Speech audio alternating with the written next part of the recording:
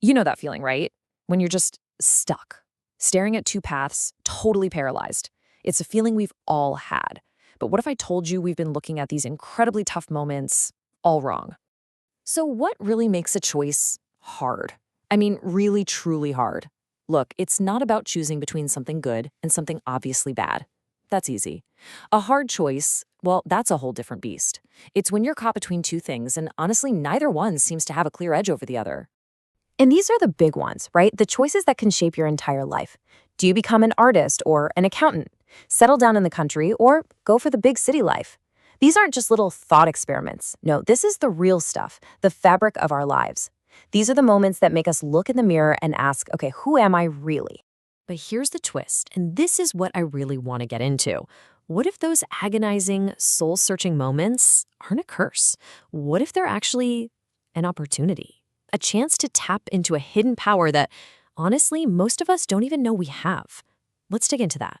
Okay, so first things first, we have to figure out why these choices feel so completely impossible.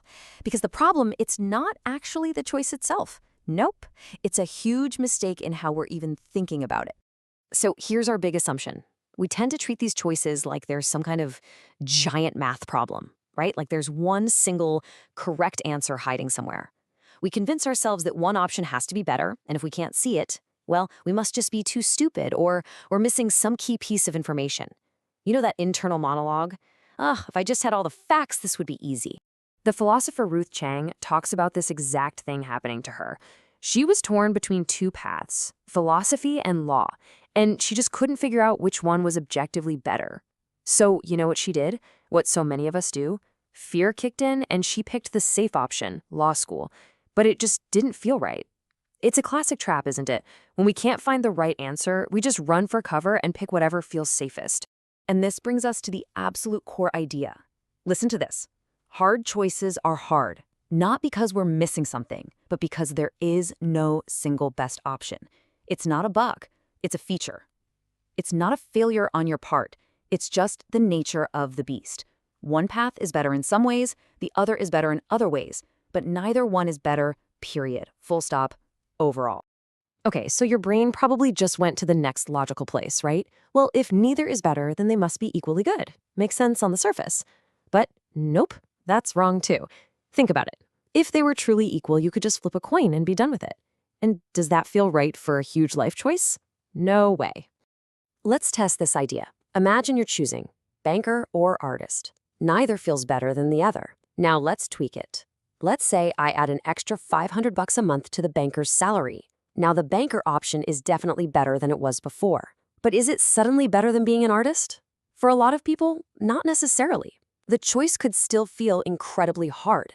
And that right there proves they were never equally good to begin with. If they were, that little bit of extra cash would have made it a no-brainer. And this is where we see our fundamental mistake in black and white. We're trying to jam the square peg of human values into the round hole of scientific measurement. In science, things are simple. You can measure length, mass, weight. Something is either longer, shorter, or exactly the same length, greater than, less than, or equal to. That's it. But then you have the world of value, things like kindness or beauty or justice. You can't put a number on those, and we've been wrongly assuming they play by the same three simple rules. So if our choices aren't better, worse, or equal, then what on earth are they? Well, this is where we need a completely new category, a fourth relationship that changes everything. And here it is. The concept is called being on a par. Two options are on a par when they're in the same kind of neighborhood of value, but the kind of value they offer is just worlds apart. A career as a banker and a career as an artist offer totally different flavors of fulfillment, right? You can't just line them up on one single measuring stick and see which one is longer. They're on different scales altogether.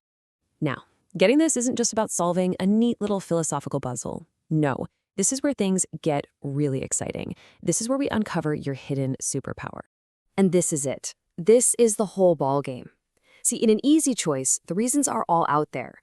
The world is basically shouting at you what to do. But in a hard choice, those external reasons just dry up. The universe goes quiet. And it's right there, in that silence, that you find your power. When the world stops giving you reasons, you have to find them inside yourself. The question completely changes. It's no longer, what's the right answer? It becomes, who do I want to become? You stop being a detective trying to uncover a pre-existing truth. You become an artist, a creator. When you choose between two things that are on a par, you are literally creating the reason for your choice. You're throwing your whole self, your whole identity, behind one of those options. You declare, this is who I am. I'm for this. You're not discovering that you're a country living person. You are actively becoming the person for whom country living is the right choice. And that just reframes the whole thing, doesn't it? A hard choice stops being about what you get. It's all about who you become. You are the author, and these choices are the moments you pick up the pen and write the next chapter of your own story. So really, it boils down to two ways of moving through the world. You can be a drifter, just sort of letting life happen to you, letting fear or what's easy or what other people expect, letting that write your life story. Or you can be the author. You can seize these hard choices as the moments where you get to decide. You grab the steering wheel, put your full weight behind a decision, and actively shape yourself into the person you want to be. And that's why, in the end, these terrifying, agonizing moments are not a curse at all. They're a godsend. There are these precious, rare opportunities to do the most human thing we can possibly do, create reasons for who we are, and become the unique, one-of-a-kind people we're meant to be. So the next time you're facing one of those impossible choices, I want you to stop asking, what should I do? And instead, ask yourself a much bigger, much more powerful question. Who will you choose to be?